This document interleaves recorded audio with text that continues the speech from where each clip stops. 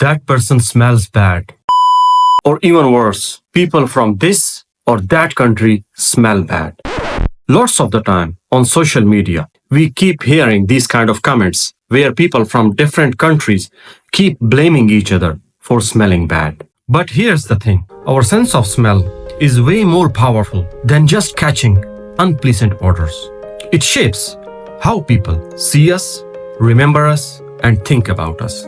Your scent has the power to influence attraction, emotions, and first impressions. I'm Dr. Z, a neuroscientist, and today I'm gonna discuss how you can use the power of smelling good to your advantage from a neuroscientist's perspective. Many people are not aware that emotions, fear, anxiety, and lack of confidence, they can leak through our body odor. And the person next to us, they can actually sense it.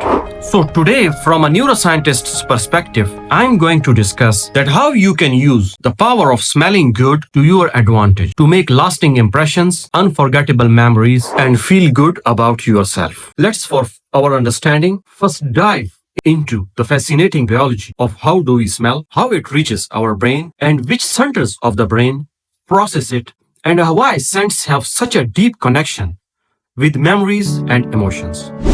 First, the process starts with your nose. When you sniff something, be it a coffee or a lovely perfume, tiny molecules from that smell enter your nose. These molecules travel to a special area called the olfactory epithelium, which is like the front line for detecting odors. Now, this epithelium is packed with millions of sensory neurons, each equipped with receptors that are designed to recognize specific types of smell. When these neurons detect a smell, they send signals to the olfactory bulb, a structure at the base of your brain. Here's where it gets really cool. In this very simplistic illustration, for the better understanding, you can see the both structures, hippocampus and amygdala, are also interconnected. So the signals from olfactory bulb directly reach these two centers.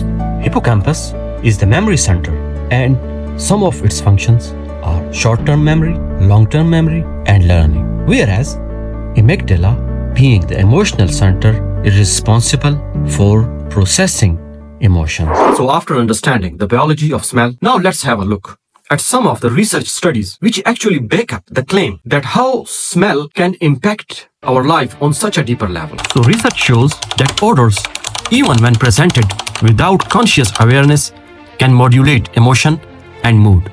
For example, 5 minutes of exposure to an unpleasant odor, for example pyridine, has been reported to induce a negative mood and mild anxiety, while 5 minutes of exposure to a pleasant odor, for example a commercial perfume, can induce positive mood and calming. Another very interesting study showed that humans are sensitive to and rely on body odors for social communication. This is called social chemo-signaling. Furthermore, the odorants immediately elicit associations and judgments. And finally, in another study, it was found that odorants or smells instantly create connections in the brain, making us associate them with specific memories, feelings, reactions, or judgments. So what are the takeaways from this fascinating research? Don't worry, I'm gonna break it down into super simple lessons. So first lesson is, as we just saw, that if a person is feeling anxiety, depression, fear, low self-esteem, low self-confidence, and other conditions like, for example, having a difficulty in controlling their emotions, this can actually leak through their body odor. And the person next to him or her, they can actually sense it.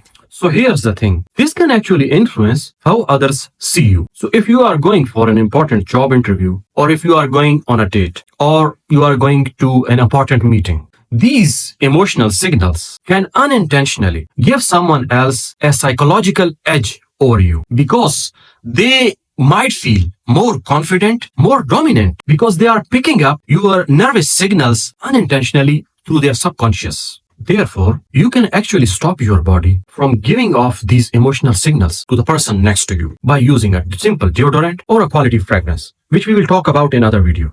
Now let's talk about the lesson 2, leaving a lasting impression.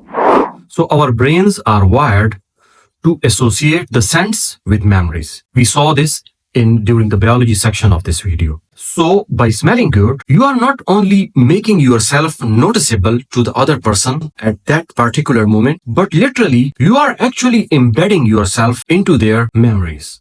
Think about it. Ever caught a smell of a perfume or a fragrance and it instantly reminded you of someone special? This is because the scents have a direct line to the brain's memory center, the hippocampus. When you smell good, you don't only make yourself noticeable. People actually remember you and they associate you with confidence, comfort, and charm. So, smelling good is not just about hygiene, it's about making yourself unforgettable. So here is the third and the last lesson for today's video. When you smell good, not only the people around you feel good about you, but it also works wonders for you. It has been found in many studies that certain scents have a calming effect on your brain. They reduce stress level and boost up your energy. You remember the scent have this connection with the part of the brain, the emotional center, amygdala? Yes. And the scents release these important hormones like serotonin, which make you feel happy. So remember, when you smell good, you feel good. When you feel good, you radiate confidence. And this is the vibe people want to be around.